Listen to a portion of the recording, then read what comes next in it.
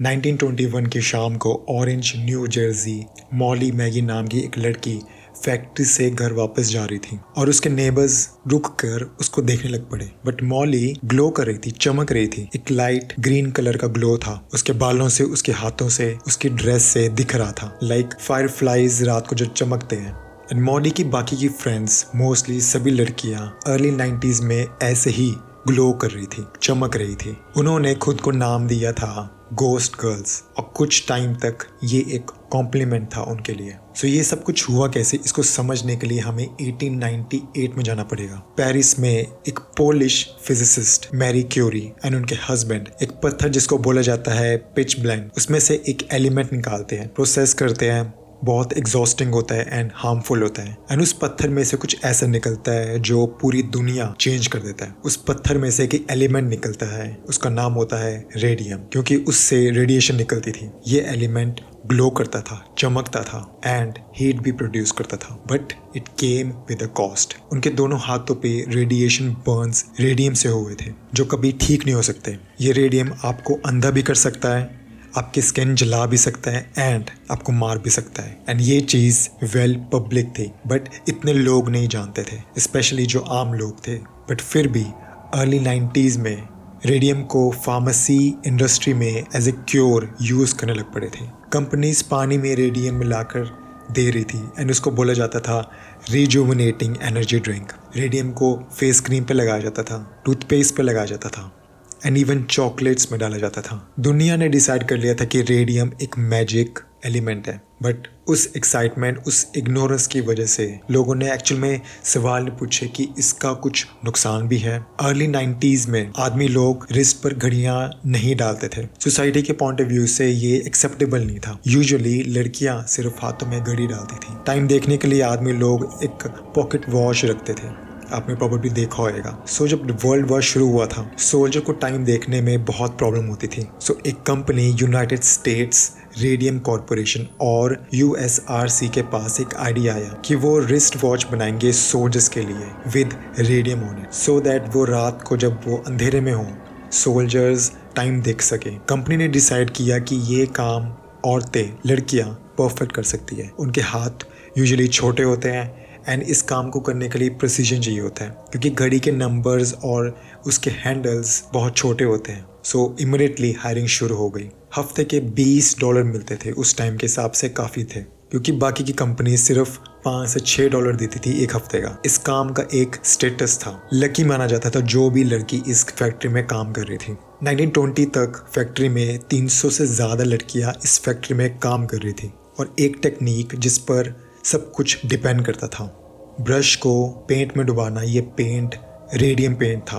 फिर ब्रश के ब्रिसल्स को लिक करना सो दैट वो पॉइंटेड हो एंड दोबारा रेडियम में डुबाना, उस पेंट में डुबाना एंड देन पेंट होता था उस घड़ी पर। इस प्रोसेस को फैक्ट्री में लिप डिप टेक्निक बोला जाता था। ये चीज़ हर एक लड़की दिन में कम से कम 1000 बार करती थी। लड़कियों ने पूछा क्या ये पेंट सेफ है, और मैनेजर्स ने बोला कि ऑफ कोर्स रेडियम बिल्कुल सेफ है, इनफैक्ट वो हेल्थी है। एंड लड़कियों ने ऑफ कोर्स बिलीव कर लिया। क्यों नहीं करती? क्योंकि रेडियम पानी फार्मेसी में मिलता था, न्यूज़पेपर में इसकी एड्स थी, और रेडियम खतरनाक होता तो लोग ज़रूर बोलते। But the truth is company को शुरू से सच पता था कि रेडियम कितना ज़्यादा खतरनाक है। साइंटिस्ट्स, मैनेजर्स, एग्जीक्यूटिव सब जानते थे। वो खुद रोज़ रेडियम के साथ काम करते थे, पूरे प्रिकॉशन के साथ। उन्होंने कभी भी रेडियम को एज ए बेयर हाथों से कभी नहीं छुआ था, खाना तो दूर की बात। बट यहाँ पर लड़कियाँ उस रेडियम को मुंह में डाल रही थी, खा रही थी। एक विजिटिंग साइंटिस्ट डॉक्टर शैबी वॉन, ये वो साइंटिस्ट है जिन्होंने अनडार्क इन्वेंट किया था। रिपोर्टेडली ये फैक्ट्री में आते हैं एक दिन एंड ये देखते कि कोई एक लड़की रेडियम ब्रश को खा रही थी एंड इमीडिएटली वो रोकते हो उसको एंड बताते कि कितना ज़्यादा हार्मफुल है ये चीज़। बट ऑफ कोर्स कंपनी बोलती है ऐसा कुछ नहीं है, कुछ हार्म नहीं करता एंड काम कंटिन्यू होता है। जनवरी 1922 में मॉली मैगी को, वही लड़की जो स्टोरी के स्टार्टिंग में थी, अचानक से उसके दांतों में दर्द होता है। देन वो डेंटिस्ट के पास जाती है, डेंटिस्ट चेक करते हैं एंड वो कहते हैं दांत को निकालना पड़ेगा। डेंटिस्ट दांत को निकाल लेते हैं, मॉली घर वापस आ जाती है, उसको लगा सब ठीक हो गया है। बट ये नाइटमेयर मॉली की इमेजिनेशन के बियॉन्ड था। वो जगह जहाँ से दांत निकाला था वो ठीक तो नहीं हुई, पास का दूसरा दांत दर्द करने लग पड़ा था। डेंटिस्ट ने वो भी निकाला, बट अब जब डेंटिस्ट ने वो दांत निकाला, उस जगह से खून ऐसे निकला कि डेंटिस्ट बहुत ज़्यादा चिंता में आ गए थे। धीरे धीरे मॉली के मुंह में अल्सर हो गए, उसकी जॉ की हड्डियां इन्फेक्ट होने लग पड़ी थी। वो वापस डेंटिस्ट के पास गई और जब डेंटिस्ट ने धीरे से उसके मुंह के अंदर हड्डी को जैसे टच किया अपने बेर हाथों से, इमीडिएटली मॉली का जो अपर जॉ था वो बाहर आ जाता है एंड वो अपर जॉ डेंटिस्ट के हाथों में होता है। डेंटिस्ट ने कोई भी टूल, कोई भी एनेस्थीसिया नहीं दिया था, बस बचा था लोअर जॉ।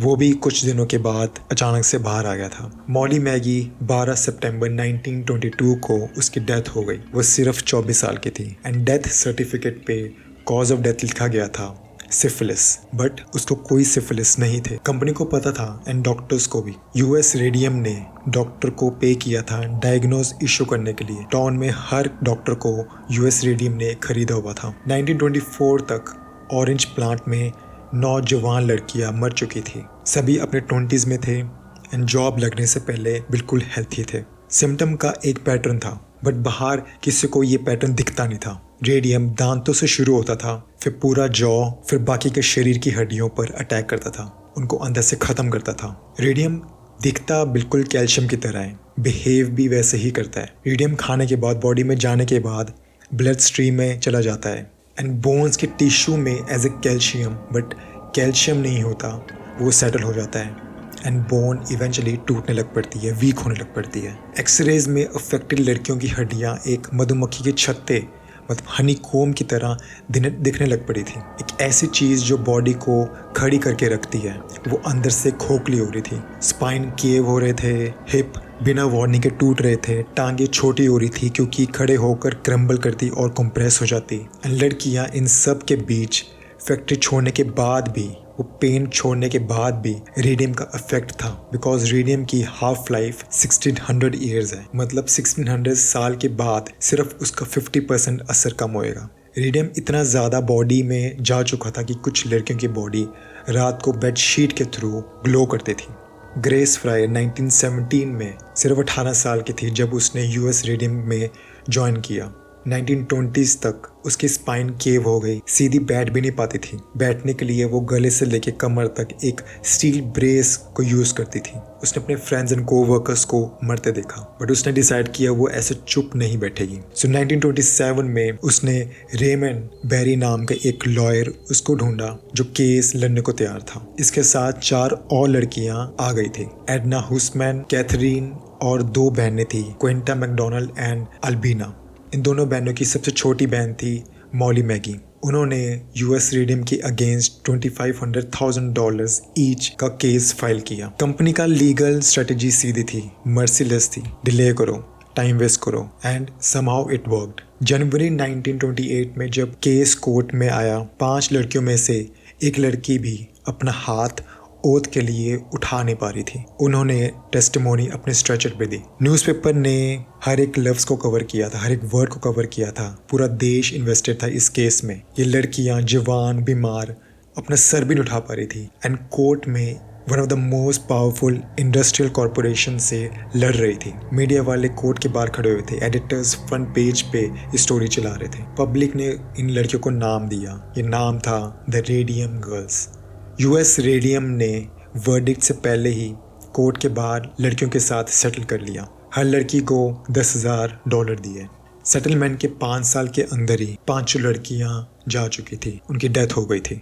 ये केस पूरी कंट्री में फैल गया था, हर कोई इस केस के बारे में बात कर रहा था। एंड बात करते करते खबर पहुंची ओटावा रेडियम डायल कंपनी के फैक्ट्री तक। एंड वहाँ की लड़कियां भी सेम चीज़, same problem, same symptoms face कर रहे थे। वो 1922 से काम कर रही थी, same pen, same brush, same lip point technique. और अब 10 साल बाद ये सिम्टम्स उनको दिखना शुरू हो गए थे। सभी लड़कियों ने अपनी फ्रेंड्स एंड कोवर्कर्स को उस फैक्ट्री में काम करे उनको मरते देखा।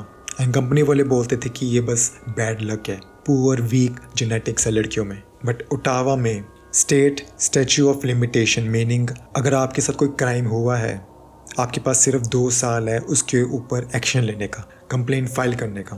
बट लड़कियों में सिम्टम्स 3 से 4 से 5 साल के बाद दिखना शुरू हुए थे। सो 1937 में अटर्नी लेनन ग्रोसमैन ने ये केस इंडस्ट्रियल कमीशन के सामने लेके गए, जो सुनवाई हुई वो लीगल सिस्टम में पहली बार ही हुआ था। Catherine, one of the worker from that company, इतनी ज़्यादा बीमार थी कि कोर्ट हाउस उसके घर पे आया था एंड उसने अपने घर पे बैठ के टेस्टिमोनियल दी थी। रेडियम डायल ने वही किया जो यूएस रेडियम कॉरपोरेशन ने किया था। हर रूलिंग पे अपील, हर मोशन फाइल, हर पॉसिबल डिले, एंड देन जब अपील नहीं ली जा रही थी, रेडियम डायल ने यूनाइटेड स्टेट्स सुप्रीम कोर्ट को अपील किया, जो हाईएस्ट कोर्ट होता है कंट्री का, उनको अपील किया। उन्होंने बोला कि आपने इतने टाइम तक अपील किया, एंड अपील एक सर्टेन नंबर ऑफ टाइम तक ही होता है। सो उन्होंने लड़कियों को फेवर किया एंड लड़कियां जीत गई।